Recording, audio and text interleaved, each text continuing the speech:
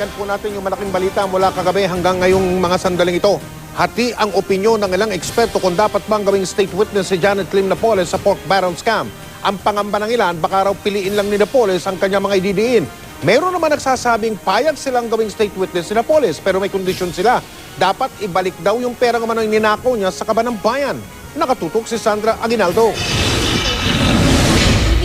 Sa tingin ni former UP Law Dean Pacifico Agabit, kailangan timbangin ng husto ng Department of Justice at ng Ombudsman kung pwede maging state witness si Janet Lim Napoles. Sa ilalim daw kasi ng rules of court, dapat ang isang state witness ay hindi pinaka-guilty sa lahat.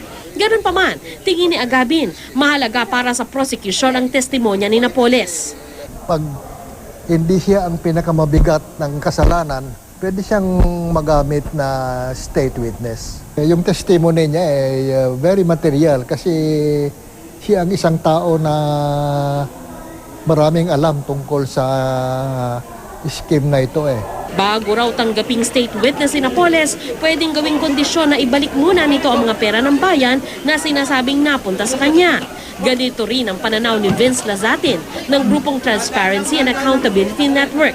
Sa isang Skype interview mula sa Amerika, sinabi ni Lazatin na bukas siya sa pagiging state witness ni Napoles. Basta sabihin dito ang lahat ng alam niya at ibalik niya ang pondo ng bayan na umano'y ninakaw niya.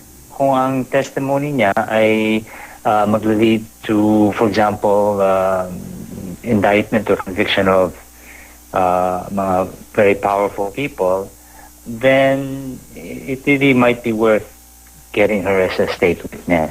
Pero hindi kumbinsido si Manila Auxiliary Bishop Roderick Pabilio sa intensyon ni Napoles. Kung gusto raw ditong magsabi ng totoo, bakit may kondisyon pang gawin siyang state witness? Nababahala rin si Bishop Pabilio na baka may negosasyong nagaganap para piliin na lamang kung sino ang mga ididiin. Dapat lahat ng mga may kasalanan ay pananagutin, hindi lang yung mga kalaban ng mga politiko. Ang social change advocate na si Juana Change, tutol din na gawing state witness si Napoles. Dapat daw panagutin ito gaya ng iba pang akusado dahil sa laki ng pera ng bayan na nalustay. Yung state witness, tapos pang nagre-request na para bagang malaki pa utang na loob sa kanya. Neck niya, no? Sandra Aguinaldo, Nakatutok, 24 Oras.